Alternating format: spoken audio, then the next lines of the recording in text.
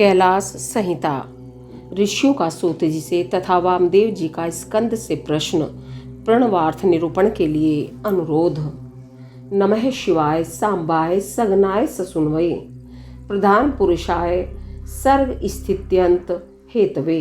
जो प्रधान प्रकृति और पुरुष के नियंता तथा सृष्टि पालन और संहार के कारण है, उन पार्वती सहित शिव को उनके पार्षदों और पुत्रों के साथ प्रणाम है। ऋषि बोले, सूत जी, हमने अनेक आख्यानों से युक्त परम मनोहर उमा संहिता सुनी।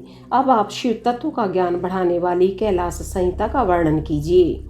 व्यास जी ने कहा, पुत्रों, शिव तत्व का प्रतिपादन करने वाली दिव्य कैलाश संहिता का वर्णन करता हूँ। तुम प्रेम पूर्वक सुनो। तुम्हारे प्रति स्नेह होने के कारण ही मैं तुम्हें यह प्रसंग सुना रहा हूँ। इतना कहकर व्यास जी ने काशी में मुनियों के तथा सूत जी के संवाद, व्यास मुनि संवाद, शिव पार्वती संवाद, शिव जी के द्वारा पार्वती के प्रति संन्यास पद्धति, संन्यासाचार, संन्यास मंडल, संन्यास पद्धति न्यास, वर्ण पूजन, प्रणवार्थ पद्धति आदि प्रसंगों का वर्णन करके पुनः ऋषिगण तथा सूत जी के मिलन एवं संवाद की अवतारणा करते हुए सूत जी के प्रति ऋषियों के प्रश्न का यूं वर्णन किया। ऋषि बोले, महाभाग सूत जी, आप हमारे श्रेष्ठ गुरु हैं। अतः यदि आपका हम पर अनुग्रह हो तो हम आपसे एक प्रश्न पूछते हैं। श्रद्धालु शिष्यों पर आप जैसे गुरुजन सदा स्नेह रखते हैं, इस बात को आपने इस समय हमें प्रत्यक्ष दिखा दिया। मुने, विरजा होम के समय पहले आपने जो वामदेव का मत सूचित किया था, उसे हमने विस्तार पूर्वक नहीं सुना। अब हम बड़े आदर और श्रद्धा के साथ उसे सुनना चाहते हैं। कृपा सिंधु, आप प्रसन्नता पूर्वक उसका वर्णन करें। ऋषियों की यह बात सुनकर सूत के शरीर में रोमांच हो आया। उन्होंने गुरु के भी परम उत्कृष्ट गुरु महादेव जी को, त्रिभुवन जननी महादेवी उमा को तथा गुरु व्यास को भी भक्ति पूर्वक नमस्कार करके मुनियों को आनंदित करते हुए गंभीर वाणी में इस प्रकार कहा। सूत जी बोले, मुनियों, तुम्हारा कल्याण हो। तुम सब लोग सदा सुखी रहो। महाभाग महात्माओं, तुम भगवान शिव के भक्त तथा दृढ़ता पूर्वक व्रत का पालन करने वाले हो। यह निश्चित रूप से जानकर ही मैं तुम लोगों के समक्ष इस विषय का प्रसन्नता पूर्वक वर्णन करता हूँ। ध्यान देकर सुनो। पूर्व काल के रथंतर कल्प में महामुनि वामदेव माता के गर्भ से बाहर निकलते ही शिव तत्व के ज्ञाताओं में सर्वश्रेष्ठ माने जाने लगे। वे वेदों, आगमों, पुराणों तथा अन्य सब शास्त्रों के भी तात्विक अर्थ को जानने वाले थे। देवता, असुर तथा मनुष्य आदि जीवों के जन्म कर्मों का उन्हें भली भांति ज्ञान था। उनका संपूर्ण अंग भस्म लगाने से उज्ज्वल दिखाई देता था। उनके मस्तक पर जटाओं का समूह शोभा देता था। वे किसी के आश्रित नहीं थे। उनके मन में किसी वस्तु की इच्छा नहीं थी। वे शीत उष्ण आदि द्वंद्वों से परे तथा अहंकार शून्य थे। वे दिगंबर महाज्ञानी महात्मा दूसरे महेश्वर के समान जान पड़ते थे। उन्हीं के जैसे स्वभाव वाले बड़े बड़े मुनि शिष्य होकर उन्हें घेरे रहते थे। वे अपने चरणों के स्पर्श जनित पुण्य से इस पृथ्वी को पवित्र करते हुए सब ओर विचरते और अपने चित्त को निरंतर परम धाम स्वरूप पर ब्रह्मा परमात्मा में लगाए रहते थे।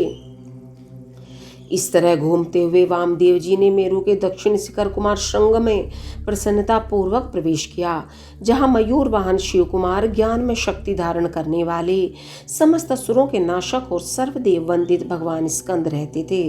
उनके साथ उनकी शक्ति भूता गजावल्ली भी थी। वहीं स्कंद सर के नाम से प्रसिद्ध एक सरोवर था, जो समुद्र के समान अगाध एक विशाल दिखाई देता था।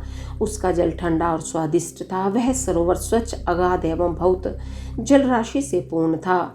उसमें संपूर्ण आश्चर्यजनक गुण विद्यमान थे। वह जलाशय स्कंद स्वामी के समीप ही था। महामुनि वामदेव ने शिष्यों के साथ उसमें स्नान करके शिखर पर बैठे हुए मुनि वृंद सेवित कुमार का दर्शन किया। वे उगते हुए सूर्य के समान तेजस्वी थे। मोर उनका श्रेष्ठ वाहन था। उनके 4 भुजाएं थी, सभी अंगों से उतारता सूचित होती थी। मुकुट आदि उनकी शोभा बढ़ा रहे थे। रत्नभूत 2 शक्तियां उनकी उपासना करती थी। उन्होंने अपने चारों हाथों में क्रमशः शक्ति, कुक्कुट, वर और अभय धारण कर रखे थे। स्कंद का दर्शन और पूजन करके उन मुनीश्वर ने बड़ी भक्ति से उनका स्तवन का आरंभ किया। वामदेव बोले, जो प्रणव के वाच्यार्थ, प्रणवार्थ के प्रतिपादक, प्रणवाक्षर रूप बीज से युक्त तथा प्रणव रूप है, उन आप स्वामी कार्तिकेय को बारंबार नमस्कार है। वेदांत के अर्थभूत ब्रह्मा ही जिनका स्वरूप है, जो वेदांत का अर्थ करते हैं, वेदांत के अर्थ को जानते हैं और नित्य विदित है, उन स्कंद स्वामी को बारंबार नमस्कार है। समस्त प्राणियों की हृदय गुफा में प्रतिष्ठित गुह को नमस्कार है, जो स्वयं गूढ़ है, जिनका रूप गूढ़ है तथा जो गूढ़ शास्त्रों की ज्ञाता है, उन स्वामी कार्तिकेय को नमस्कार है। प्रभु, आप अणु से भी अत्यंत अणु और महान से भी परम महान है, कारण और कार्य अथवा भूत और भविष्य के भी ज्ञाता है। आप परमात्म स्वरूप को नमस्कार है। आप स्कंद हैं, स्कंदन ही आपका रूप है। आप सूर्य और अरुण के समान तेजस्वी हैं। पारिजात की माला से शोभित मुकुट आदि धारण करने वाले आप स्कंद स्वामी को सदा नमस्कार है। आप शिव के शिष्य और पुत्र हैं, शिव देने वाले हैं, शिव को प्रिय हैं तथा शिवा और शिव के लिए आनंद के निधि है।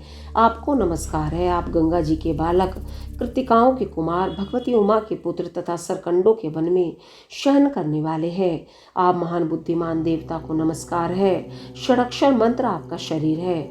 आप 6 प्रकार के अर्थ का विधान करने वाले हैं। आपका रूप 6 मार्गों से परे है। आप षडानन को बारंबार नमस्कार है। द्वादशात्मन आपके 12 विशाल नेत्र और 12 उठी हुई भुजाएं हैं। उन भुजाओं में आप 12 आयुध धारण करते हैं। आपको नमस्कार है। आप चतुर्भुजधारी, शांत तथा चारों भुजाओं में क्रमशः शक्ति, कुक्कुट, वर और अभय धारण करते हैं। आप असुर विदारण देव को नमस्कार है। आपका वक्ष स्थल गजावल्ली के कूचों में लगे हुए कुमकुम से अंकित है। अपने छोटे भाई गणेश जी की आनंदमयी महिमा सुनकर आप मन ही मन आनंदित होते हैं। आपको नमस्कार है। ब्रह्मा आदि देवता, मुनि और किन्नर गणों से गाई जाने वाली गाथा विशेष के द्वारा जिनके पवित्र कीर्ति धाम का चिंतन किया जाता है, उन आप स्कंद को नमस्कार है। देवताओं के निर्मल किरीट को विभूषित करने वाली पुष्पमालाओं से आपके मनोहर चरणार बिंदों की पूजा की जाती है। आपको नमस्कार है। जो वामदेव द्वारा वर्णित इस दिव्य स्कंद शोध का पाठ श्रवण करता है, वह परम गति को प्राप्त होता है। यह स्तोत्र बुद्धि को बढ़ाने वाला, शिव भक्ति की वृद्धि करने वाला, आयु, आरोग्य तथा धन की प्राप्ति कराने वाला और सदा संपूर्ण अभीष्ट को देने वाला है।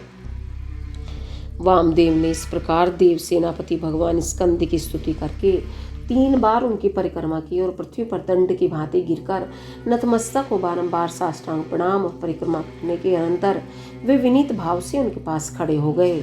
वामदेव जी के द्वारा किए गए इस परमार्थपूर्ण स्तोत्र को सुनकर महेश्वर पुत्र भगवान स्कंद बड़े प्रसन्न हुए। उस समय वे महासैन वामदेव जी से बोले, मुने, मैं तुम्हारी ही की हुई पूजा, स्तुति और भक्ति से तुम पर बहुत प्रसन्न हूँ। तुम्हारा कल्याण हो। आज मैं तुम्हारा कौन सा प्रिय कार्य सिद्ध करूँ। तुम योगियों में प्रधान, सर्वथा परिपूर्ण और निःस्पृह हो। इस जगत में कोई ऐसी वस्तु नहीं है जिसके लिए तुम जैसे वीतराग महर्षि याचना करें। तथापि धर्म की रक्षा और संपूर्ण जगत पर अनुग्रह करने के लिए तुम जैसे साधु संत भूतल पर विचरते रहते हैं। ब्राह्मण, यदि इस समय मुझसे कुछ सुनना हो तो कहो, मैं लोक पर अनुग्रह करने के लिए उस विषय का वर्णन करूंगा। स्कंद की वह बात सुनकर महामुनि वामदेव ने विनयावनत हो मेघ के समान गंभीर वाणी में कहा।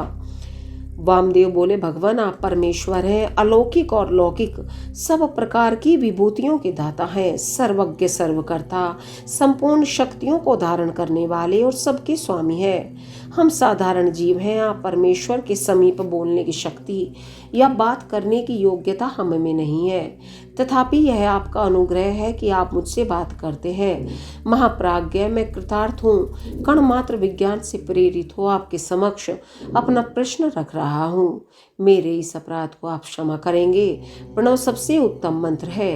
वह साक्षात परमेश्वर का वाचक है। पशुओं के पाश को छुड़ाने वाले भगवान पशुपति ही उसके वाच्यार्थ है। ओम तिदम सर्वम, ओंकार ही है प्रत्यक्ष दिखने वाला समस्त जगत है। यह सनातन श्रुति का कथन है।